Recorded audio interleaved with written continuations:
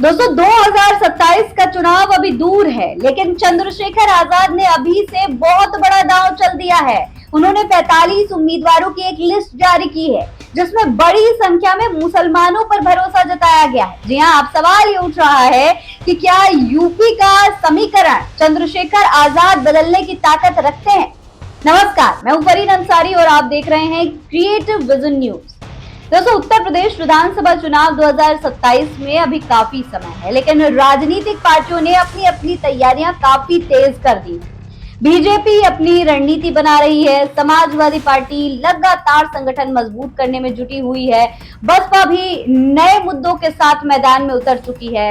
लेकिन इसी बीच एक ऐसी पार्टी ने ऐसा कदम उठाया दोस्तों, जिसने तमाम राजनीतिक दलों की टेंशन बढ़ा दी। दोस्तों, बात हो रही है नगीना से सांसद और आजाद समाज पार्टी के राष्ट्रीय अध्यक्ष चंद्रशेखर आजाद।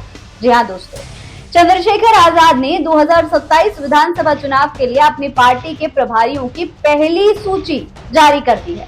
खास बात यह है कि पार्टी ने साफ कर दिया है कि यही प्रभारी आगे चल करके विधानसभा चुनाव में पार्टी के उम्मीदवार भी होंगे। यानी इसे केवल संगठनात्मक लिस्ट नहीं, बल्कि चुनावी उम्मीदवारों की पहली झलक भी आप मान सकते हैं। चंद्रशेखर आजाद सोच समझकर कदम उठा रहे हैं। अब सवाल ये है कि आखिर इस सूची में ऐसा क्या है जिसकी इतनी चर्चा हो रही है। दरअसल दोस्तों, पार्टी ने अपनी जो पहली लिस्ट जारी की है, उसमें कुल 45 विधानसभा सीटों पर प्रभारियों की घोषणा की गई है। इस लिस्ट में 10 सीटों पर मुस्लिम चेहरों को जिम्मेदारी दी गई है। बाकी उम्मीदवारों में अनुसूचित जाति, अनुसूचित जनजाति, पिछड़ा वर्ग, सिख समुदाय के नेताओं को भी जगह मिली है।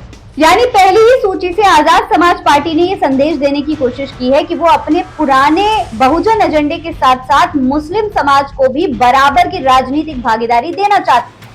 दोस्तों, अगर मुस्लिम उम्मीदवारों की बात करें तो शामली की थाना भवन सीट से मौसम राव, मेरठ की किठौर सीट से बाबर चौहान, मेरठ शहर सीट से बदर अली, फिरोजाबाद से गुलजार खान, बदायूं की सहसवान सीट से डॉक्टर तौहीद अली, बरेली कैंट से एडवोकेट अच्छन अंसारी, सिद्धार्थनगर की शौहतगढ़ सीट से नौशाद आलम, बस्ती की रुथौली सीट से डॉक्टर मोहम्मद आकिब, कुशीनगर की तमकुहीराज सीट से एडवोकेट रकीब आलम और गाजीपुर की जमानिया सीट से जावेद इकबाल अंसारी को जिम्मेदारी दी गई है। यानी पहली ही लिस्ट में 10 मुस्लिम नेताओं पर भरोसा जताकर पार्टी ने साफ संकेत दिया है कि आने वाले चुनाव में मुस्लिम प्रतिनिधित्व उसकी रणनीति का अहम हिस्सा रहने वाला है। अब अगर इसे सिर्फ उम्मीदवारों की एक लिस्ट मानकर छोड़ दिया जाए तो शायद पूरी तस्वीर समझ में नहीं आएगी आपको। असली सवाल यह है कि क्या चंद्रशेखर आजाद समाजवादी पार्टी के मुस्लिम वोट बैंक में सेंध लगाने की तैयारी कर रहे हैं।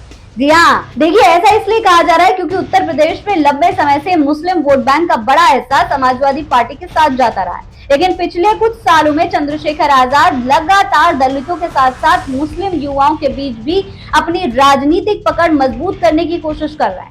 संसद में उनकी मौजूदगी हो, सड़क पर आंदोलन में उनकी सक्रियता हो या फिर संविधान और सामाजिक न्याय के मुद्दों पर उनका रुख, इन सब के जरिए उन्होंने अपनी अलग पहचान बनाई है।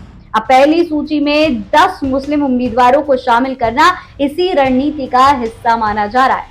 हालांकि दोस्तों, ये भी सच है कि सिर्फ उम्मीदवार उतार देने से चुनाव नहीं जीते जाते। उत्तर प्रदेश की राजनीति में संगठन भी मजबूत होना चाहिए, बूथ मैनेजमेंट भी बढ़िया हो, स्थानीय समीकरण और जातीय गणित भी बढ़िया हो, उसकी भी भूमिका अच्छी हो।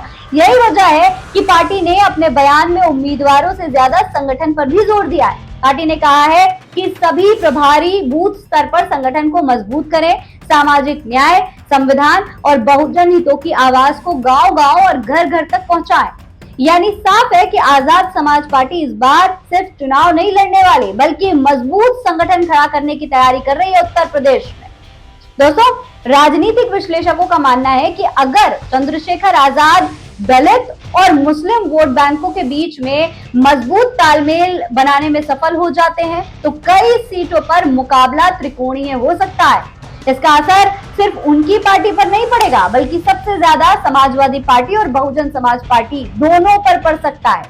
खासकर पश्चिमी उत्तर प्रदेश और रोहिलखंड जैसे इलाकों में जहां दलित और मुस्लिम वोटों की संख्या अच्छी खासी है, वहां आजाद समाज पार्टी नए समीकरण बनाने की कोशिश करती हुई दिखाई दे सकती है। हालांकि दोस्तों ये कहना अभी जल्दबाजी होगी कि पहली सूची का चुनावी नतीजों पर कितना असर पड़ेगा। चुनाव में अभी अच्छा खासा समय बचा हुआ है और बीजेपी हो, चाहे समाजवादी पार्टी, चाहे बसपा या फिर कांग्रेस, तमाम पार्टियां अपनी अपनी तरीके से अपनी अपनी रणनीतियां जो है वो तैयार कर रही हैं। लेकिन इतना जरूर है कि चंद्रशेखर आजाद ने सबसे पहले उम्मीदवारों की घोषणा करके ये संदेश दे दिया है कि वो 2027 के चुनाव को पूरी गंभीरता से लड़ने वाले हैं और इस बार सिर्फ प्रतीकात्मक राजनीति नहीं होगी, बल्कि मजबूत चुनावी चुनौती देने की कोशिश हो रही है। अब सबसे बड़ा सवाल आपसे है दोस्तों, आपको क्या लगता है, क्या चंद्रशेखर आजाद की ये रणनीति समाजवादी पार्टी के मुस्लिम वोट बैंक में सेंध लगा पाएगी? क्या दलित और मुस्लिम वोटों का नया समीकरण उत्तर प्रदेश की राजनीति बदल सकता है, या फिर ये फैसला चुनावी तस्वीर पर ज्यादा असर नहीं डालने वाला? अपनी राय कमेंट बॉक्स में लिखकर हमें जरूर बताएं। अगर आपको हमारा ये विश्लेषण पसंद आया हो तो लाइक करें और नोटिफिकेशन बेल आइकन जरूर दबा दें ताकि आप हर खबर से अपडेट रह सकें।